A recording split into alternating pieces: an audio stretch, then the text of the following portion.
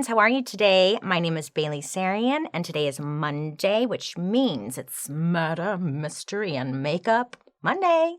Okay. If you're new here, hi, my name is Bailey Sarian, and on Mondays, I like to sit down and I talk about a true crime story that's been heavy on my noggin, and I do my makeup at the same time. I do. And if you're interested in true crime and you like makeup, I would say you should subscribe. Why not? Live a little. And, you don't have to, but you could, because I'm here for you on Mondays. Okay, thank you. Thank you so much.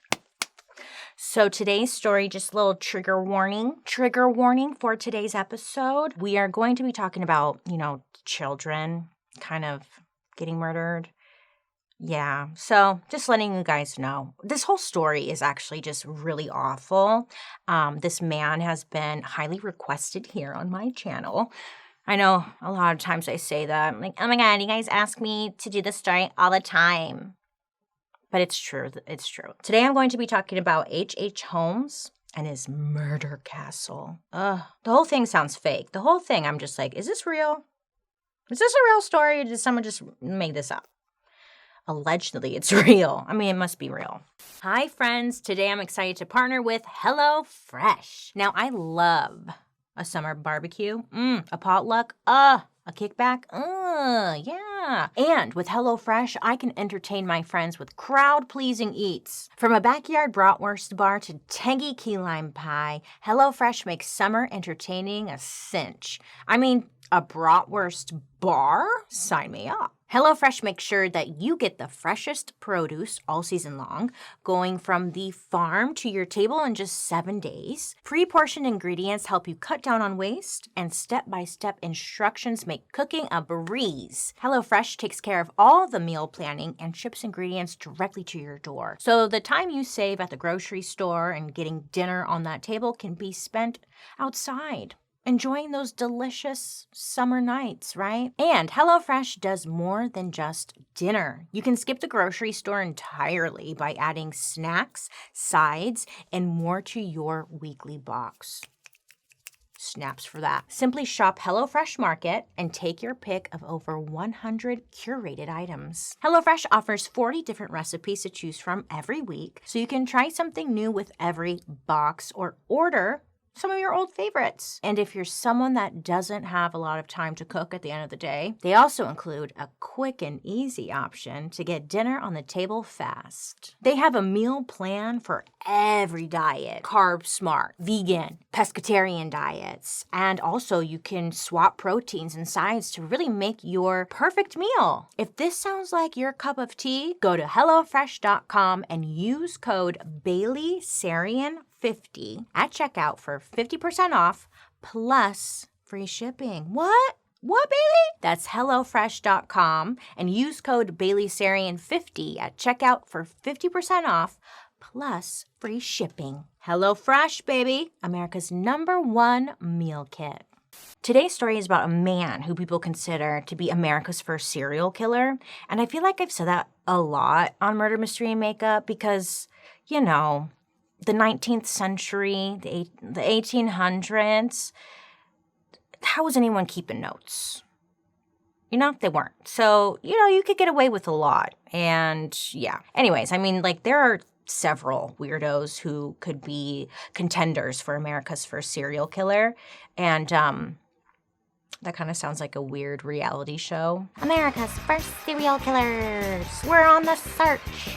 Enough, Bailey. Now today's story, the case is kind of straddling two worlds. Some consider him, he's a serial killer. He loved killing. He got a thrill from it. And then there's the other side where, his profile doesn't quite fit the definition of serial killer.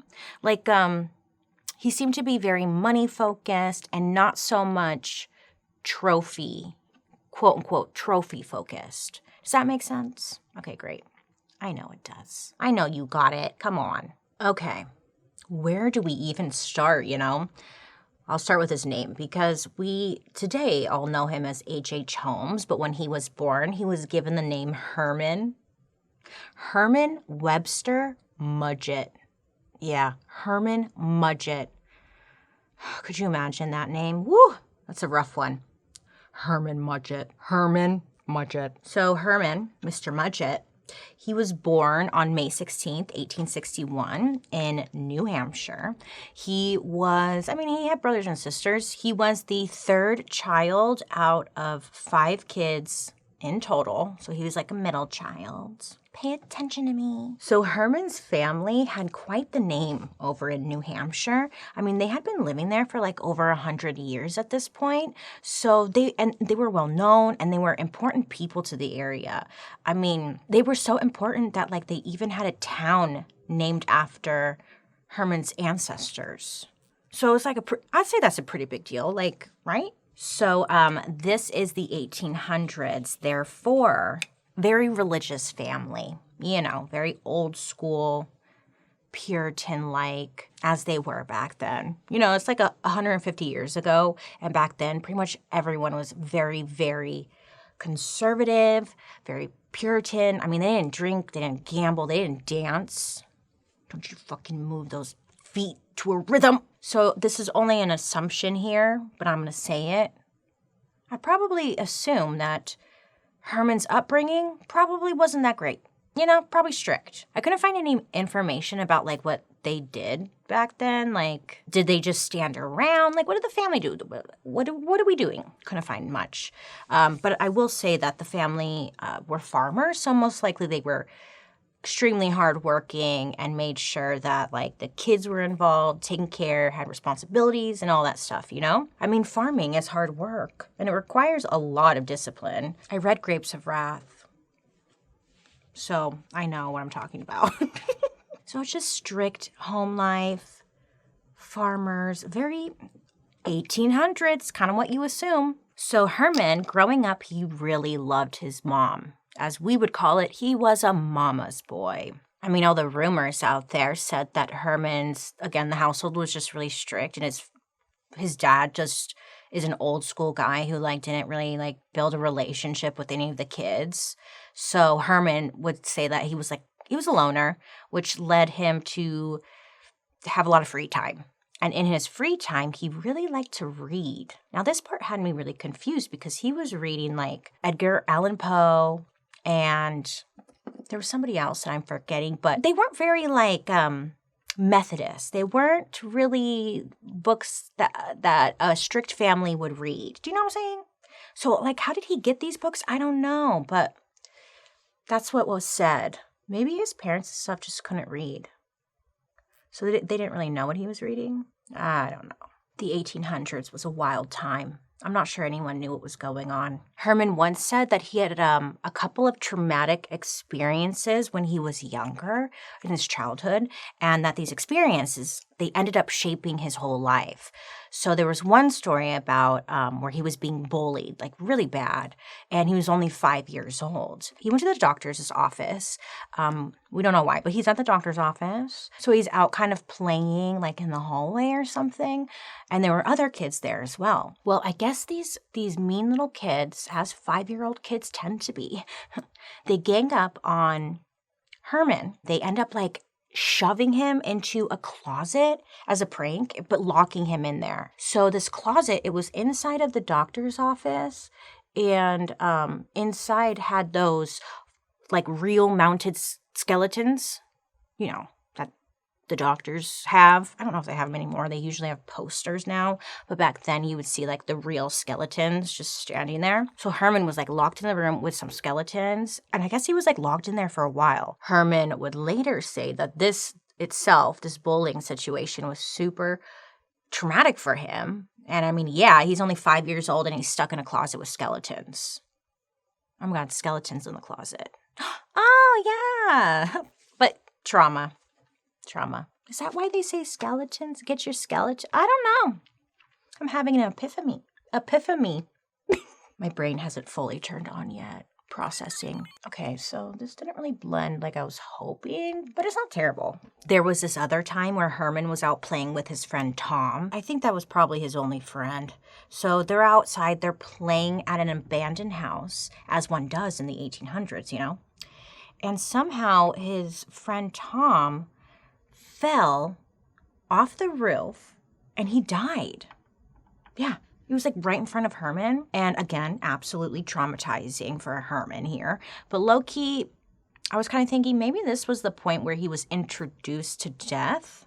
And he was like, interesting. I guess watching his friend Tom die had a big effect on him. I'm laughing because it's like, yeah, I could see that. Checks out. So besides all of this little trauma, little hiccups he had, he was a smart young man. He could do big things with his life if he really tried. So once he's done with high school, he ends up getting a job as a teacher. Yeah. And he's only 16, which is like, wow, good for you, And it would also be around this time where Herman, he met a nice young woman named Clara.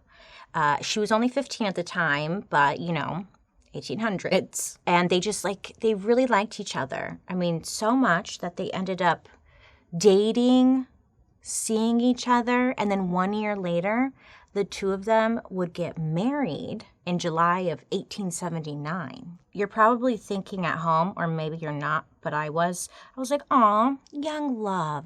This is young 1800s love. But it's not. They didn't, I don't know if they really did like each other. I think, honestly, look, it's the 1800s, and what happens if you end up getting pregnant before marriage? You'll be burned at the stake. Yes, correct answer. So when they got married, or what I'm saying is, the couple went on to have a baby, real quick. The math was not mathing up, So, yeah, we could say they were in love, or maybe they just didn't want to, get caught, be burned at the stake. So I don't necessarily think this is a surprise. Well, maybe it is, because Herman doesn't seem that bad yet. But apparently, neither of Clara's parents were thrilled about Herman. Clara's family thought that Herman was, he was a little different. They considered him to be a little peculiar, a bit of a deadbeat. And they also really criticized his job because being a school teacher back then wasn't considered a respectable job for a man to have. Men during this time had important jobs. According to them, I'm not saying this. Important jobs. I don't know. I can't even think of one. But, doing man shit. And they thought it was, a little questionable. I mean, Clara's mom was not stoked. She even, told her daughter, you could do so much better, but you're probably going to be supporting this man for the rest of your life. Whoops. That was a little harsh, but okay. You see, with Clara's family, they came from money. And people with money, they usually only want to marry into a family with money. So Clara's parents would even go as far as, trying to help out their new son-in-law. Whatever his name is. Bozo. Herman. So they offer him a job. They're like, look, you can't be a school teacher and be with our daughter. You got to get a better job. So they offered him a job working in the family grocery store. And he takes a job. At least he will be a little less embarrassing for Clara, I guess. So Herman and Clara's son is born in February of 1880. They named him Robert. And it was also around this time that Herman stopped working at the grocery store and goes on to become an apprentice to a doctor. I know. Wow. This doctor's name was Dr. White. It's just funny to me that you can just kind of choose a job. And back then they were like, yeah, come on in. We'll show you how to do it. So Herman works with this doctor for about a year, and then he gets a little antsy and wants to move, so he goes to Burlington, Vermont. I hear they have great coats there. Thank you. I'm here all day. So this is when Herman starts studying medicine, and apparently he was not a great student at this point. He wasn't really living up to his potential as being that highly intelligent Herman that he was growing up. And also when he moved to Vermont, he didn't take his wife with him. So he's living with a roommate so he can attend school, and then the roommate also goes to school. It's like a dorm, pretty much. So he left Clara and little Robert back at wherever they were, and he studied in Burlington. So his roommate is another young medical student. His name is Fred. So Herman tells his roommate that he's married, and he's like, look, if you can keep that on the like down low, that'd be great, you know? And his roommate's like, okay. I think he wanted to live as a single man. I'm not sure, but he didn't want to be married in this scenario, okay? And Fred was kind of like, okay, goes along with it, but then he starts to notice Herman is flirting with different girls in the classes at school. It didn't sit right with him. And then slowly that tension starts building between Herman and his roommate, because Fred is like, I'm not liking this guy. Shady. So tensions are really building between the two, and they end up getting into some kind of fight. Okay, but it's like the most 1800s fight I've ever heard in my life. So Fred one day had used Herman's mustache wax without asking. You know, when your roommate uses your shit and you're like, it was like that. Herman was livid. And then they got into a full-on, one of these kind of fights. You wanna get out of here. Like they really did. That's what it said. Anyways, Fred, he ended up with like a black eye and a pretty scratched up face. Herman went off. So things really aren't going that great in Vermont, you know, like for school and everything, because like Herman's kind of weird and awkward. But this is when Herman finds his passion in life, his passion, his calling, something like that, you know, dissecting bodies and money. Money was Herman's biggest motivator. It was his North Star. And the passion was only growing with time. I mean, there's a story about how around this time in his life, when he's in Vermont and whatnot, he had a cobbler come fix his shoes for him and told him that he would pay him 43 cents. Bargain, I know. He's like, I'll be right back. I left my wallet. I'll be right back. So he leaves and he comes back and, well, he doesn't come back actually. He leaves, he ghosts him, and he just never shows his face again. And then if he ran into the shoe guy, the cobbler, Herman's like, what are you talking about? I sent that money with I came looking for you. You weren't here. I asked my friend to get, it's your fault. He was really good at gaslighting. So he would do this to people and just kind of make them feel a little crazy. And nobody really knows like what happened to the money. I'm going to assume he didn't even have any. He's like, yeah, I'll pay you back, man. Be right back. And just never showed up again. He was becoming a scammer. So he loved money, right? Great. But his passion for dissecting bodies is what would be his ultimate toxic trait, you know? So in medical school, dissecting cadavers is one of like the main ways you learn how to treat bodies, or, you know, if you're going to be a doctor, you're probably going to have to dissect and look at like human parts, right? And Herman was so into it. He's like, oh my God, I love this. What's this? Liver? He was just like living, learning, loving. And Herman was just so into this that he would actually take his classwork home with him. For example, there was one morning at his dorm room where he's staying with the roommate, you know? So Fred is noticing something stinky going on. He's like, I don't know what's going on, but this shit stinks. So he goes downstairs and he tells like the landlady that he just did not sleep well that night. And the landlady said that, or she noticed that Fred, he just looked really pale, like he saw a ghost. So she goes upstairs later that morning to like tidy up their room, and she noticed a really strong smell coming from their room. Stinky, you know? So she's starting to use her nose to investigate where the source is at. So she's looking around, and then she sees like under Herman's bed, there's a dark object. So she grabs her broom. Yeah, she kind of like tries to pull it out, whatever was under the bed, which was not, surprisingly, crusty socks. But instead, she pulls out what seemed to be a dead baby.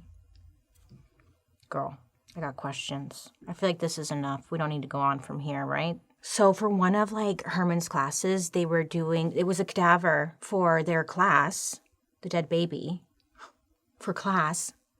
And he was having so much fun with it, he just decided to take it home. I don't know, you guys.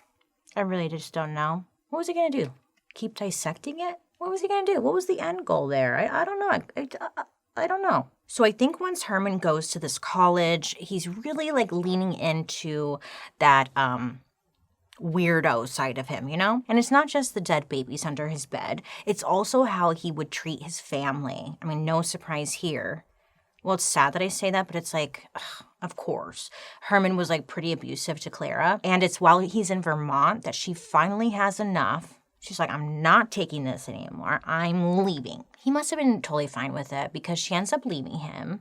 And she also ends up living with Herman's parents. That part I couldn't really figure out because I thought her parents were well off. So I was like, why don't you just go home? I don't know. Maybe they felt some kind of like obligation to her. I don't know. She's part of the family.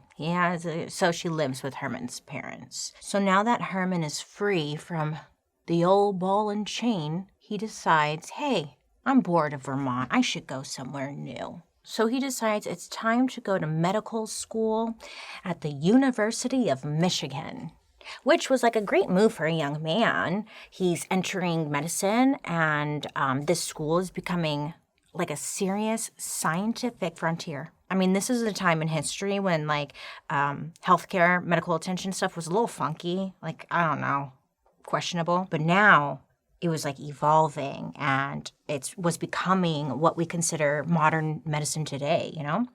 And Herman was right there at the forefront of it all. And it's like, go Herman, you could be a doctor and do things. And it's like, no, no, of course not. But Herman, he ends up using medical school and this kind of free-for-all frontier industry to conduct, thank you, his first little like money-making crimes. It's like he loves bodies and medical stuff and money. Interesting combination there. Again, back then, like medical school was just the Wild West. It was the Wild West. With so many like change and so much exploration and discovery happening, that is when medical schools, they really needed cadavers to teach people with, right? And there was like this huge need for them. I mean, how else do you expect people to practice, you know, or learn?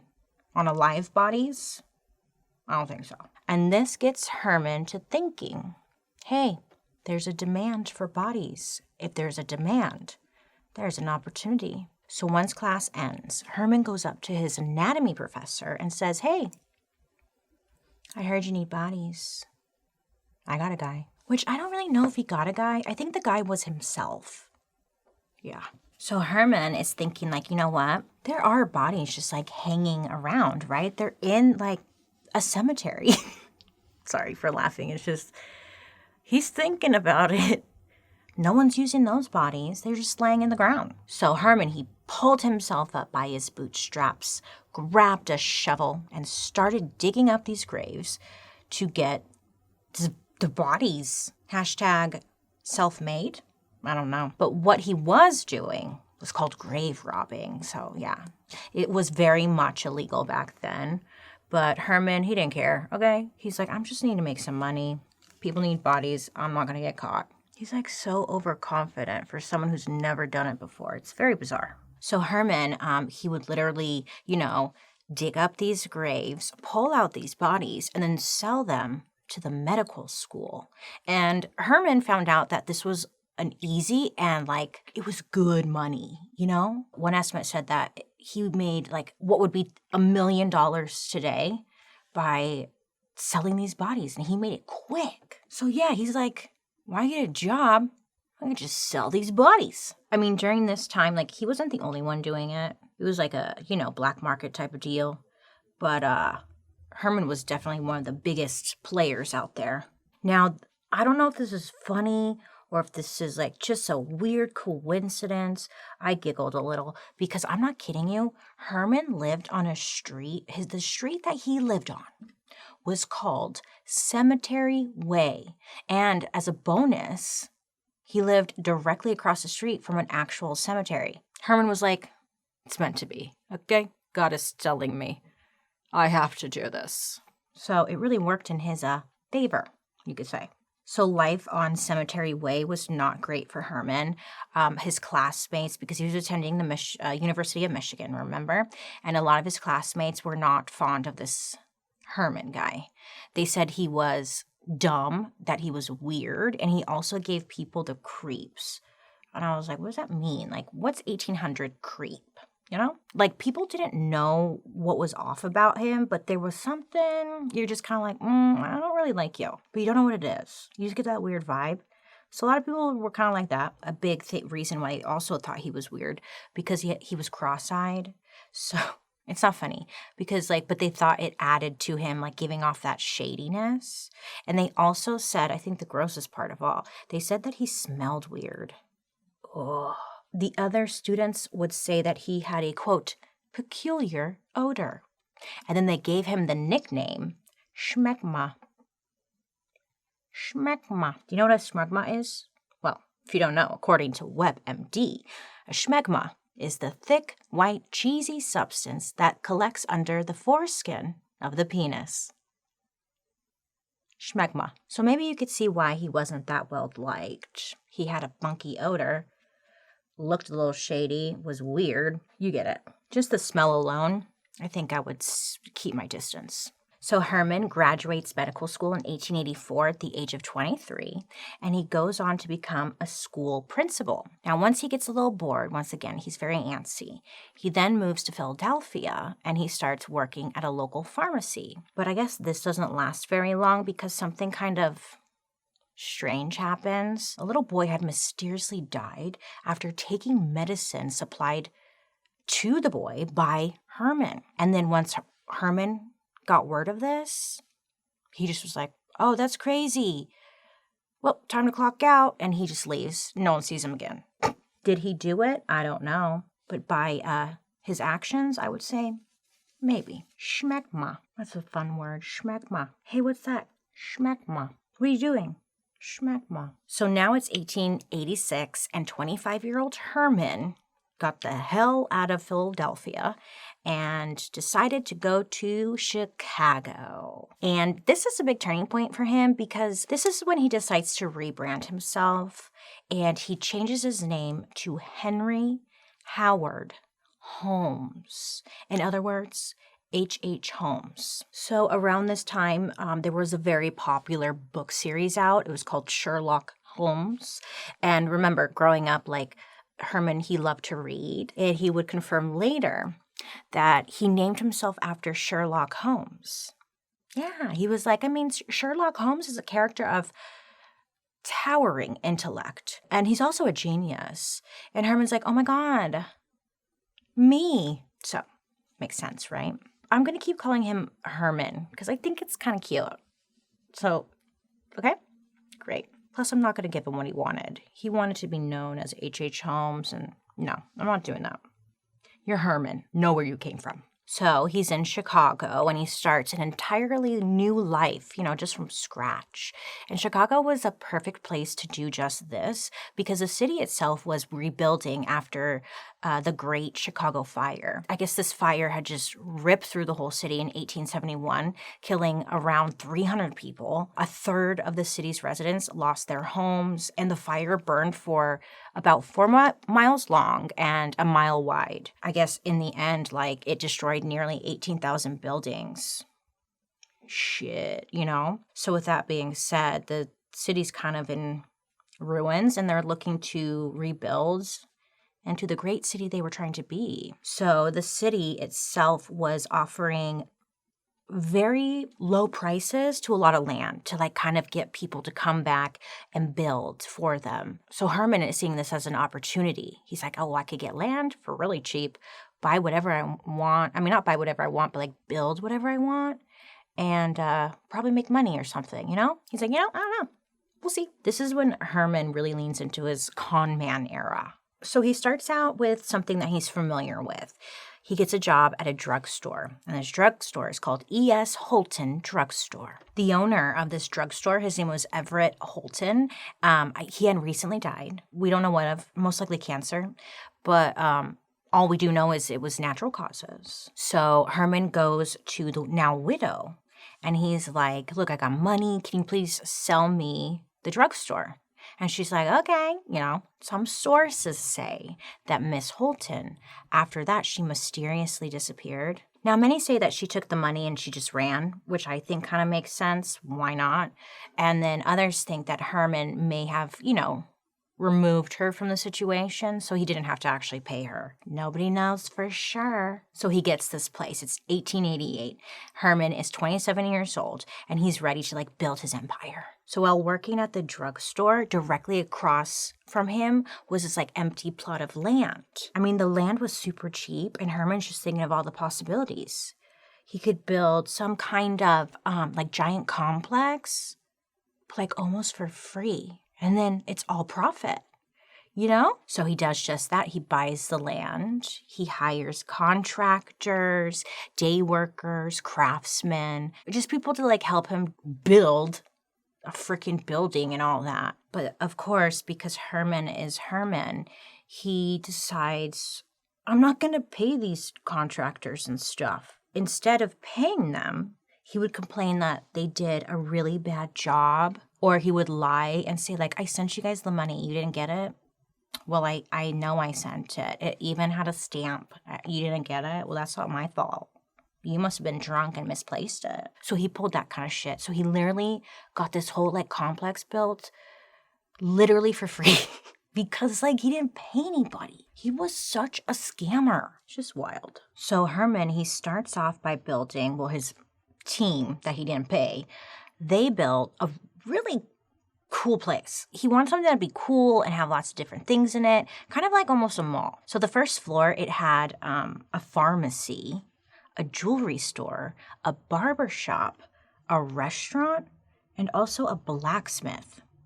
Yeah, all of that on the first floor. Talk about a one-stop shop, huh? So, great, he builds all that.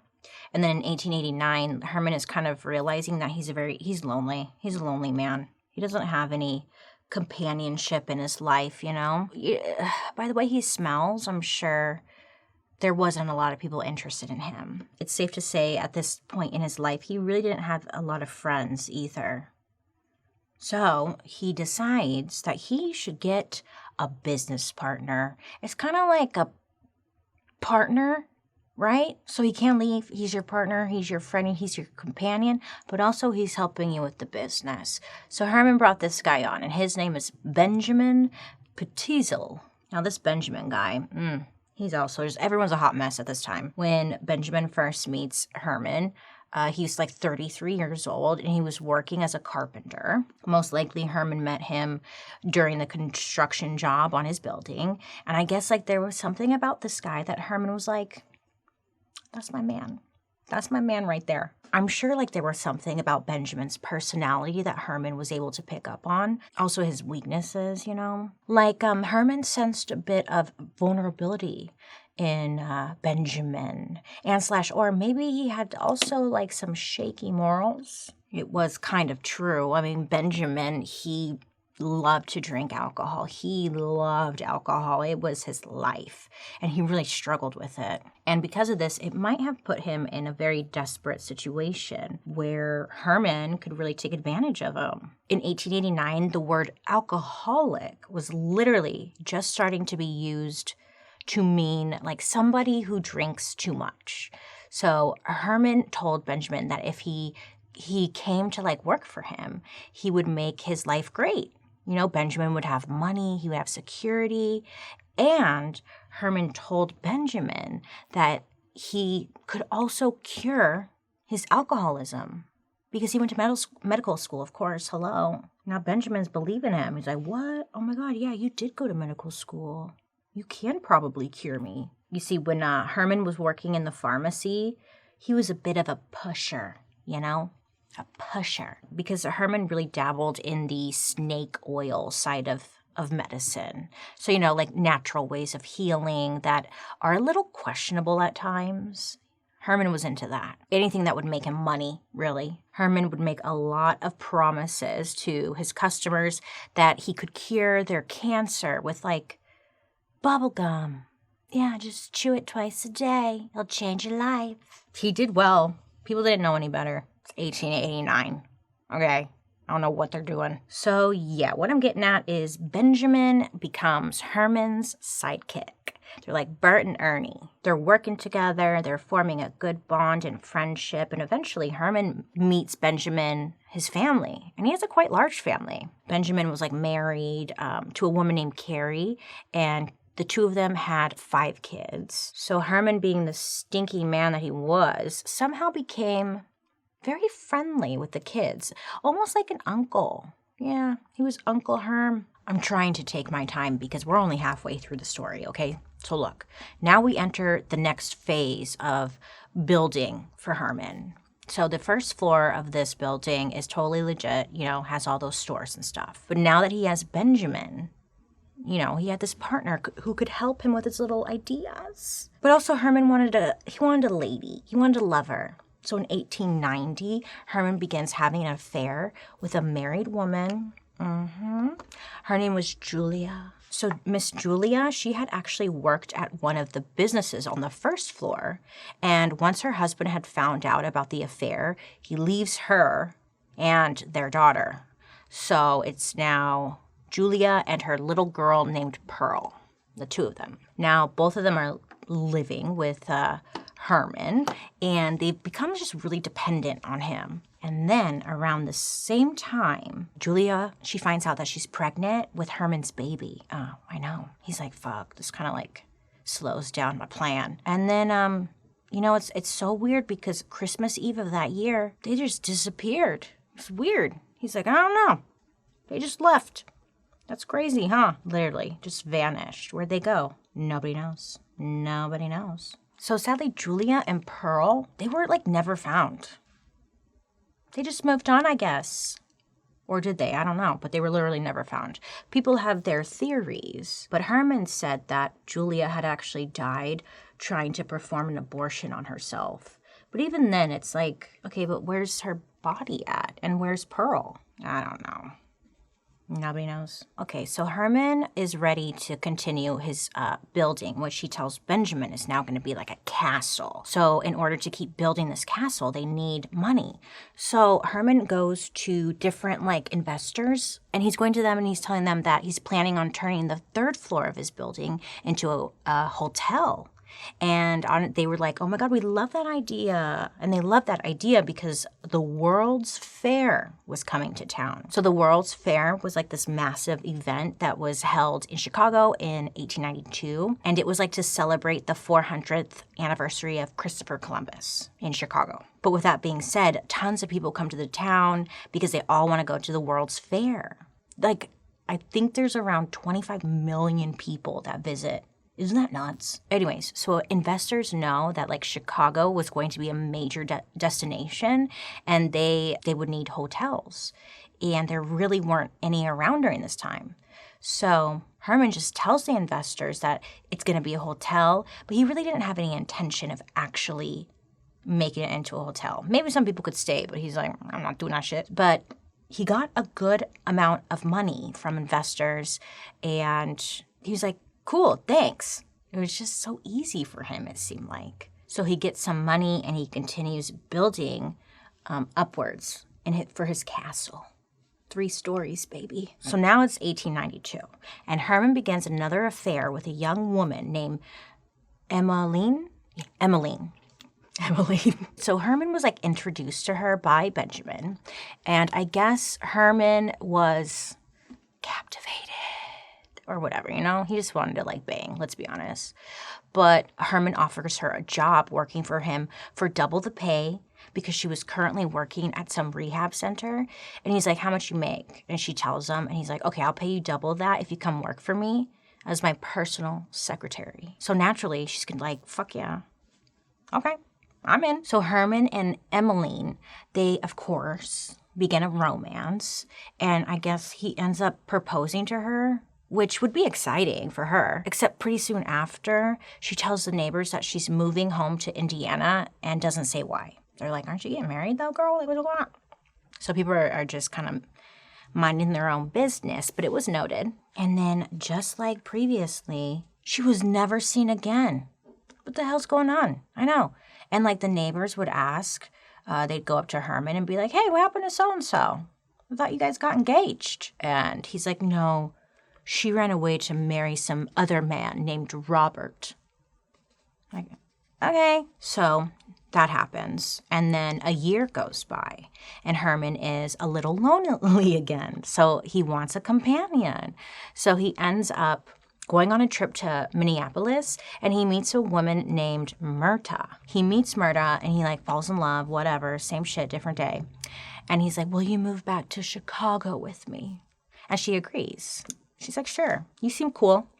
I like your mustache. Herman also tells her, you can, I'll give you a job. You can help me at my drugstore. I have my own drugstore. You can work there, make money. And I mean, sounds great. She moves with him. Myrta was a little different than his past lovers, though, because she seemed to really, really like him. And she was, like, also a little bit jealous. Yeah, she was, like, a jealous girlfriend. Anytime people would come in and, like, Herman would talk to a woman or, like, look at a woman, she'd be like, what are you doing? Who's that? Are you fucking her? Do you want it? You know. So she's starting to get on his nerves. And then shortly after Myrta, she becomes pregnant. So maybe Herman really liked her too, because he actually gets married to her. Yeah. I don't know how. He's got like how many wives at this point? Yeah, but he marries her. Great. So then Myrta goes on to give birth to their daughter, a girl named Lucy. And then we really don't hear much about them after this, because for some reason, he sends Myrta and Lucy up to live with some family north of Chicago. And he would only visit them like twice a year. And sadly, that's a wrap on Myrta. Never hear about her again. It's like, okay, what's going on? So as time is going on, Herman is running out of money. So he's like, dude, we got to get some money. We got to get some work. We got to do something, right? So he and Benjamin, they go down to Texas. And Herman, like, meets this woman who was an heiress to a little mini fortune, some kind of, like, estate out in Fort Worth. So he meets this woman, and he's like, okay, this is my prize right here. I got to seduce her. So her name was Minnie. And even though she fell victim to Herman, she was actually, she wasn't a dumbass, okay? So this woman is like, you know what? I need a fresh start. And so she knows that Chicago is considered like a booming town. So she moves there, okay, and heads to an employment agency to look for a job. So Herman meets her there and hires her as a secretary. Now, she was smart, remember? She was a very smart young woman, and most likely the theory is that she was helping him with his dirty business. Her name had appeared on like a bunch of different documents, and she definitely knew what he was up to. You know what I'm saying? She knew. I mean, she was very wealthy, and she just trusted that her and Herman were like partners. So she had no problem signing over her estate in Fort Worth to him. Yeah. And then she somehow convinces her sister to do the same thing. Now, once this is locked and loaded, guess what? Once again, never seen again. So exhausting. I know. I'm like, dude, you are busy. Just chill out for a minute. Well, after Minnie disappears, like, I'm tired right now of this, but I have to tell you, he gets married again. I know, we're tired. He's 33. She's 24. Her name is Georgiana. So technically she's his third wife, because he's still married to Clara and allegedly Myrta. And now Georgiana. Okay, yeah. What he liked about Georgiana was that she came from a wealthy family, and she had a bit of an inheritance coming from her grandmother. So Herman's like, you're a 10 in my book. Let me snatch you up. We all know that Herman likes to collect wives and girlfriends and all that, right? Okay, great. Well, I'm sure you're thinking, well, where are they all going, you know? Well, let me tell you about the second floor of Herman's castle, okay? I think the best way to show you is with the picture right here. And insert photo. Okay, great. So what he built was actually pretty genius, right? Herman knew that in order to actually pull off the kind of fraud he really was fond of, which were like medical cures, insurance fraud, screwing over contractors, and manipulating people. He just deep down needed to kill. If he was going to feed this passion of his, he knew he needed to be able to get away with it. So he built this insane group of chambers on the second floor that were literally chambers of death. So if you look at this, you can see things like laboratory or asphyxiation chamber, which was a room he built with gas lines going to it. So, like, he could put people in there and then gas them to death. What the fuck? Yeah. Second floor, baby. He built that shit. I wonder if the contractors were like, I wonder what's gonna happen in here.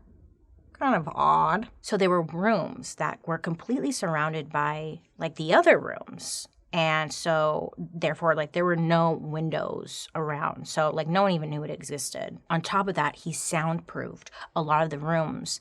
And he used asbestos to soundproof it. So, like, no one could hear any of his victims screaming or asking for help, you know? There was even a garbage chute where he could easily dispose of a body from, like, a room upstairs to the lower area where he had built an actual crematorium. So inside of there, it had acid baths and also an oven that could heat up to 3,000 degrees Fahrenheit. Yeah, I'm worried. Like, what the fuck is going on? No words. I mean, it was, again, like, really smart for that time. And, like, no one would see what was going on. No one would smell anything going on. It's like these people and their bodies would just be gone. It was pretty genius, but, like, terrifying at the same time, you know? But in total, like, the second floor alone had 35 rooms. No comment. So Herman said that he was going to, like, rent out the rooms like a hotel, which he didn't really end up doing. He ended up renting out, like, to people as long-term rentals, and it worked out for him. Like, nobody questioned what was on the second floor.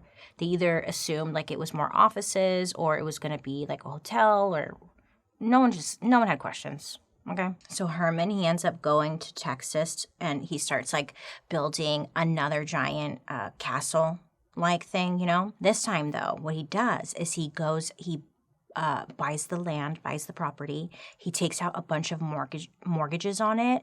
He gets the cash, and then he leaves town. Kind of smart.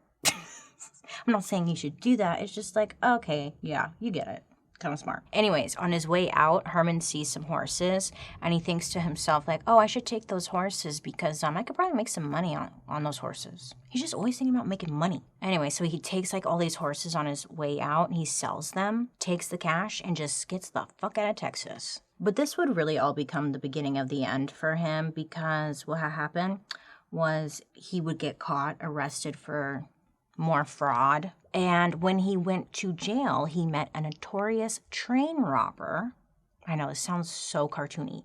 A train robber. His name was Marion Hedgepeth. So this Hedgepeth guy, he was involved in a gang, and they called themselves the Hedgepeth Four. And this Marion guy, he was all over, like, wanted posters. And on the wanted posters, it said, like, it would describe him as having impeccably polished shoes. I mean, that's really going to narrow it down, huh? Now, this Marion guy, he would be caught, Hedgepeth, he would be caught by the Pinkerton Detective Agency. They were kind of like private detectives. I mean, they would catch everybody. And then they finally caught that Hedgepeth guy and his whole gang in the year 1891. So when Herman came and, like, started sharing a cell with him, he told him all about, like, a new plan that he was hatching up with his friend Benjamin, and they were going to fake his death and get money for it. I guess Herman had convinced Benjamin to take out a life insurance policy on himself, and then what they were going to do was fake his own death, and then they could split the money. Yeah. So Herman's telling this to that Hedgepeth guy, and Hedgepeth is like, what? That's genius, you know? He's like, I want in, and he gives Herman the name of a shady lawyer who could probably help them find a body that they could say was Benjamin's body. And in exchange, Hedgepeth just wanted, a little bit of a cut. So Herman said, like, oh yeah, for sure. Give me that number. You're in. So on September 4th, 1849, Benjamin's working at a drugstore, and he has, like, regular clients. One of his regulars comes in and finds Benjamin dead. It was like the real Benjamin. I guess what really happened was that Herman, he got Benjamin really drunk. So drunk that he either passes out or probably passes out or just was completely out of it. And then Herman, he went up to him and was able to overpower Benjamin with chloroform. Forgot about that one, I know. And once Benjamin is out, Herman just keeps pouring more and more chloroform directly into his throat. Yeah, while like pressing on his chest to make sure it got into his stomach. Herman then arranges the body to make it look like a chemistry accident, as if he like accidentally broke a bottle of benzene and a beaker. So then Herman lights a match really close to Benjamin's body, just trying to cause an explosion. And then he gets the fuck out of there.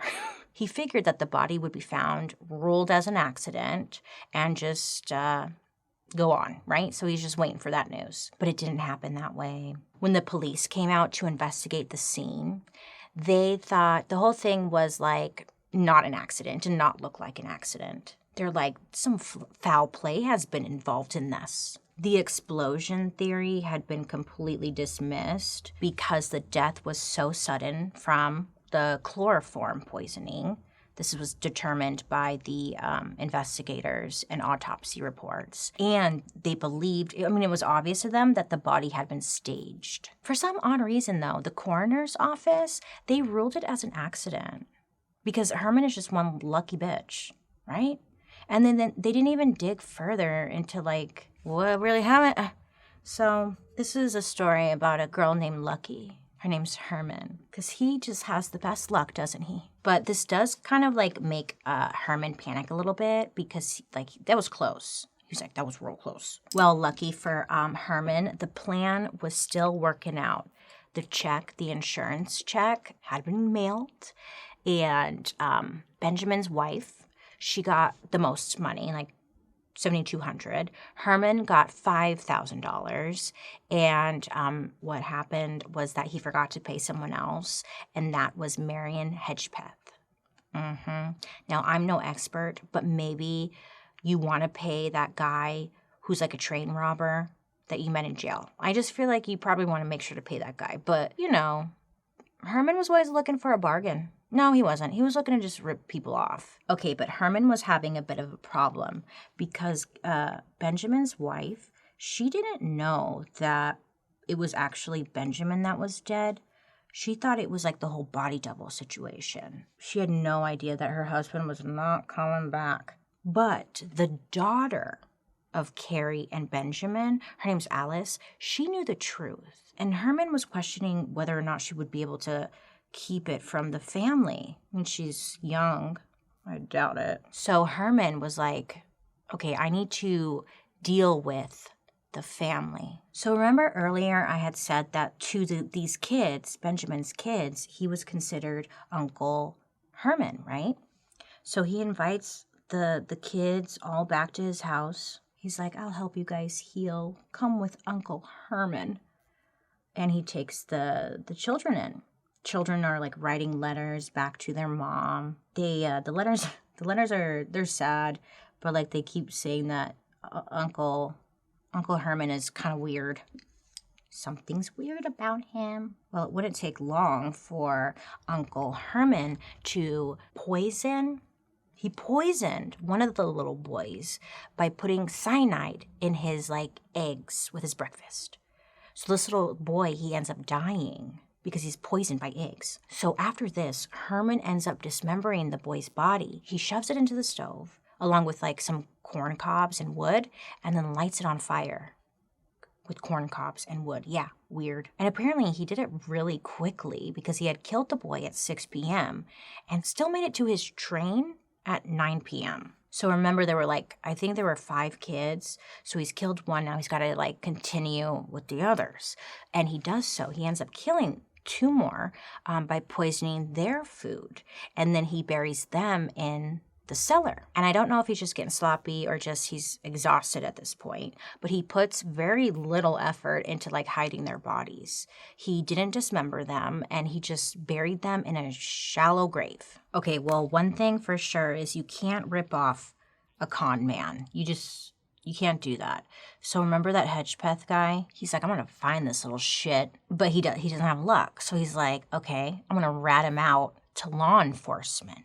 I'm going to go tell the insurance investigators that this guy is a fraud. That's when Fidelity Mutual got wind that Benjamin didn't die in like an accident, and they sent investigators to go like snoop around. And eventually they end up bringing in Hedgepeth to question him, and he rats them all out. He tells them their whole story. Herman. He's like, yeah, in jail he told me it was gonna be insurance fraud. Uh-oh. It's not gonna be very good. So at this time, Herman's really starting to panic. He knows like shit's going down. And he does the weirdest thing. Remember his very first wife, Clara? Well, in 1888, he goes to Clara's house and he tells her that he was in a terrible train accident and he got amnesia. And he forgot all about them. And he's like, it's crazy. And then I woke up today and I was like, wait, I used to be married. So he's telling her all this, hoping that she's going to believe it. He's like, isn't that nuts? I came out of my coma and you were my first thought. But little did Herman know that the police, or I should say like that Pinkerton PI people, they were just right on his ass, waiting for the perfect moment to arrest him. They couldn't just go arrest him just yet because they didn't have any actual like proof, but they ended up getting like a telegram from the people in Texas. Remember when he was there and he stole a horse? He was like, yeah, come here, horses. Authorities in Texas had sent a telegram to the authorities wherever he was staying, and it said like larceny of one horse. And like that was all the information they needed to go out, close in, and arrest Herman Mudgett. Yeah, it was over. November 17th, Herman Mudgett, a.k.a. H.H. Holmes, was arrested for the murder of Benjamin. They don't know about everything else just yet, you know? So in July of 1895, the investigators go out to the castle and they start digging around. And then what they find, you know what they find, absolutely mind-blowing. They were not ready. 1895, they don't know what the hell is going on. The first thing they noticed was that the smell in the cellar was apparently like beyond just the smell of death. It was like nothing investigators had ever smelled before. They called it unnatural. And then they went over to the drugstore and they found a hidden door that was lined with asbestos for soundproofing, yes. And they figured it was a place he could lock someone in and no one would hear them scream. What the hell, dude? He was so bored. Like, I don't know what he was doing. Like, okay, he would lock him in, but then he wouldn't torture or anything, which I think is great. Like, at least he wasn't torturing. I think locking in a room is kind of torturous, but, you know, normally you hear about some other shit going down. He just locked them in a room and, like, left them there for a while until he was ready to kill them. Like, what was that? Anyways, investigators, they found a stove on the 3rd floor. It had ashes inside the stove. And inside they also discovered like a watch and chain. And this watch and chain had belonged to the missing Texan woman. Her name was Minnie. Remember Minnie? Yeah, it belonged to her. They also found a dummy elevator that was being used in the restaurant on the 1st floor. But it could also be used for bodies instead. Yeah. And once they went to the 2nd floor, that's when they discovered so much more. They found the fake passages and stairs. They found doorways that led to nowhere and secret panels that led to secret rooms. I mean, it was a lot, right? Now, press gets a word of this and they go pretty insane. Of course, in newspapers, they're all talking about the story, the tabloids, and it was insanity. The headlines were wild. It would be like, ribs in the ashes. It's an insane story. Do you blame them? There's a murder castle. You don't hear that every day. But they were also kind of like making the story worse, and there was like a bunch of tabloids coming out and just making wild claims. So that part like really kind of messed up the story because it was taken as truth. So it gets really messy. So Herman's trial comes up. And he did not get along with one of his lawyers. So he's like, you know what? Fuck that guy. I'm going to represent myself. Of course he did. Of course he did. And as you're aware, I'm sure, these never go well. But you know what? He ended up pleading guilty, which I thought was, like, interesting. I thought he would have said, not guilty. So at first he was, trying to defend himself, saying he had nothing to do with Benjamin's death. And he was trying to convince the court that Benjamin had killed himself and he had nothing to do with it. But he would end up taking money in exchange for giving like his side of the story to the press. So he confessed to 27 murders in total. And he also went on to say that he was possessed by Satan. Yeah. He told the papers that he was born with the devil in him and like he knew he had to like kill people. I was like, oh, okay, yeah. Okay. So the good news is that he got some money for this. The bad news, he got the death penalty. So Herman, he was hung in prison on May 7th, 1896. I guess it kind of was a shitty death sentence because like his neck didn't snap like it's supposed to. So he kind of like dangled for a while. It's a slow death is what I'm saying. And you can't really be that mad, can you? I think slow and painful is probably the best for him. Yeah, I guess he ended up like slowly suffocating for like 20 minutes and then he shit his pants and then he died. So, not too mad about it. Now, Herman only had one request. He wanted, after he died, he wanted his body to be buried in concrete so that nobody could dissect him. I know, I thought that was a little weird because I'm like, okay, so you did it to everyone else, but why? Maybe he was an alien. I don't know. But he did not want anyone to dissect him, okay? And the court actually granted this. Kind of odd, but okay. And then I was mind blown because in 2017, they ended up exhuming Herman's body. And his grave was just like his murder castle. Very creative. There was a fake coffin. Okay, there was a fake coffin buried in the ground, but then once they moved that coffin, they found the concrete and then a second coffin. I know. I don't know what the fuck is going on in the story. I just don't know. It was said that his body was so well preserved that it still had Herman's signature look. The handlebar mustache. Now, I haven't finished my look, which is surprising because this was a long one. It was difficult for me, though. But let me tell you this, because this is very interesting. Let me get out my lash. So here's what I'm going to end it on, because it's quite interesting. There's actually some evidence out there to suggest that Herman, a.k.a. H.H. Holmes, was actually Jack the Ripper, notorious London serial killer who mutilated and murdered 6 sex workers and whose identity was never discovered. That guy. You see, Herman's descendant, Jeff Mudgett, thinks that Herman was in fact Jack the Ripper. And even though that's an insane theory, there's some evidence that actually backs it up. First of all, Herman left a pretty significant paper trail, right? He was always taking notes, writing letters, making deals, signing documents, whatever. But there was a strange gap in Herman's paperwork or deals happening between mid-1888 and early 1889, the exact period when Jack the Ripper was on his murder spree in London. Also, there's ship records of an H. Holmes on a passenger ship returning to the U.S. from London after the final Ripper murder. You want to talk about suspicion? I was like, what? Tell me more. And turns out, man, it's a whole nother story. But I mean, literally, because our next murder mystery and makeup has been also requested many times. So I'm working on a 2-part deep dive into Jack the Ripper. 2-part. There's a lot. I don't know how to do it. It'd be like a 5-hour freaking video. So I'm going to do a 2-parter because I want to know. I think it was H.H. Holmes. Anyway, so that's the story about H.H. Holmes.